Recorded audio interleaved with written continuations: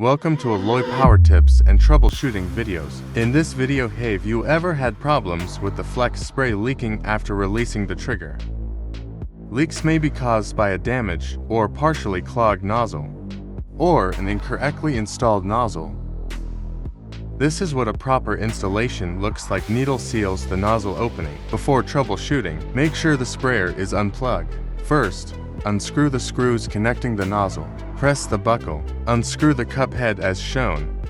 Now remove the air cap and nozzle assembly. Use our bonus tools to clean all parts. Pay close attention to the inner cone of the nozzle to make sure there are no paint clogs, but be careful not to remove the black sealing ring when cleaning. Also clean the needle tip then inspect all components for damage, such as cracks or chips in the nozzle opening. If damaged, please call our technical service team to order a replacement. If there is no damage, reinstall the part, plug it back in and test the sprayer with water. I hope this video is helpful to you. Thank you for watching.